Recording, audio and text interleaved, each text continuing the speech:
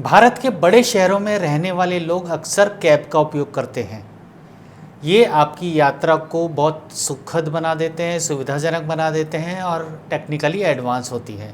लेकिन आजकल कुछ ज़्यादा ही प्रॉब्लम्स देखने में आ रही हैं। आजकल सबसे कॉमन समस्या ये आ रही है कि जब आप ऐप से अपनी राइड बुक करते हैं तो ड्राइवर का कॉल आता है थोड़ी देर बाद में कि आपको कहाँ जाना है, और यदि उसकी दूरी या किराया ड्राइवर के मनमाफिक नहीं होता है तो वो राइड कैंसिल कर देता है।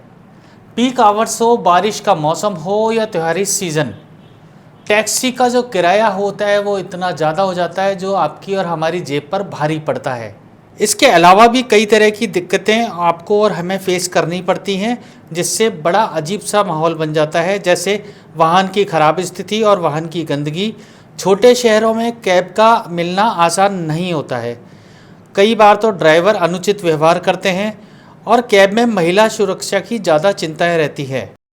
ड्राइवर का जानबूझकर लंबा रास्ता चुन लेना और लोकेशन का अलग होना, ये प्रमुख समस्याएं हैं। इन सभी समस्याओं से निपटने के लिए राष्ट्रीय ई गवर्नेंस डिवीज़न और सहकार टैक्सी कोऑपरेटिव लिमिटेड मिलकर भारत टैक्सी की शुरुआत इसी दिसंबर से करने वाले हैं।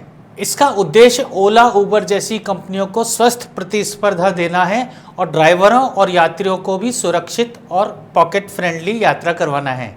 ये जो भारत टैक्सी का प्लेटफॉर्म है ये पूरी तरह से सहकारी यानी कि कोऑपरेटिव स्टाइल में चलेगा, जिसमें इफ़को, अमूल, क्रबको, नाबार्ड, एनसीडीसी, एनडीडीबी और एनसीसीएल जैसी देश की प्रमुख सहकारी संस्थाएं भागीदारी कर रही हैं। भारत टैक्सी सर्विसेज का मकसद ड्राइवरों को आर्थिक लाभ देना है और यात्रियों को सुरक्षित यात्रा करवाना है। अब आने वाले वक्त में ही पता पड़ेगा कि भारत टैक्सी ओला और उबर को कितनी टक्कर दे पाएगी। वैसे देखने सुनने में तो बहुत अच्छा लग रहा है कि भारत की इतनी बड़ी जो सहकारी संस्थाएं, कोऑपरेटिव जो संस्थाएं हैं वो मिलकर काम कर रही हैं, लेकिन प्रैक्टिकली कितनी पॉसिबिलिटीज़ होती है इनकी सक्सेस की, वो सन 2026 में ही पता पड़ेगा। देखते रहिए लाइव न्यूज।